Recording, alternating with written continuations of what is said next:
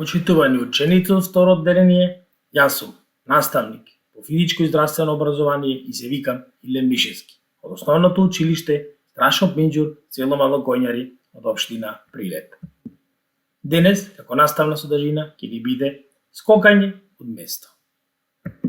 Што представува скокањето? Скокањето представува движење што лицето го спроведува за да се одвои од површината на земјата, да лета, односно движи во воздухот и се приземи на земјата, со тенденција да помине по големо растојание. Како во овој дел часот ќе направиме комплекс на вежби од главата до нозете со имитација на предмети и движења. Например, кружни движења со главата ќе направиме како што се движат стрелките на часовникот. Исто така и кружни движења со главата наобратно од стрелките на часовникот. Правиме вежби за рацете, со играта береме грозие, па го оставаме долу и така натаму комбинираме најразлични вежбички кои што би помогнале да ги загрееме рацете. Вежби за трупот, имитираме како лета птицата, вежби за нозете, правиме скокови, како скока зајакот, како се движи жабата и така натаму комбинираме безброј на вежбички кои што би ни придонеле да го загрееме нашиот организам за главниот дел од часот.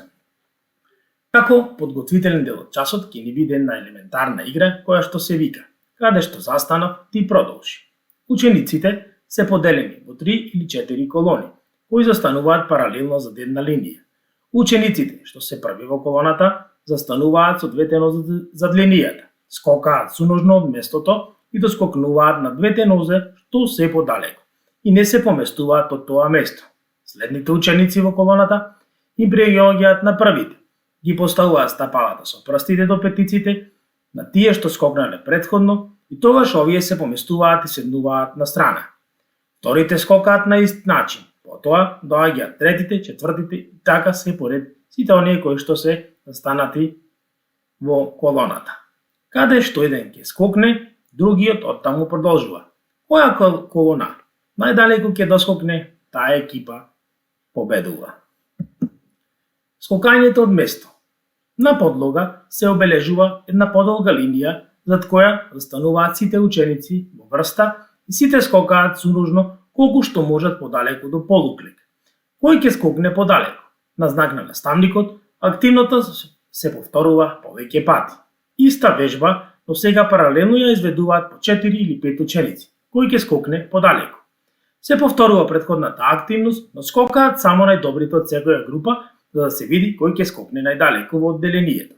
Скокаат по 2 пати за сигурно да се утврди кој е најдобар во одделението. Учениците застануваат во колона по еден и на одбележано скокалиште скокаат еден по еден суножно во далечина од место, а наставникот го мери прескокнатото растојание. Како завршен дел од часот ќе ни биде играта кој прв ќе скокне во хулахопот.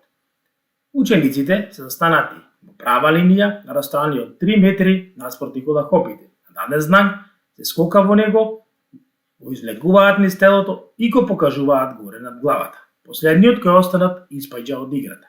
Се додека не остане еден ученик кој исто е победник на играта. И благодарам на вниманието, се гледаме следниот час. Довидување.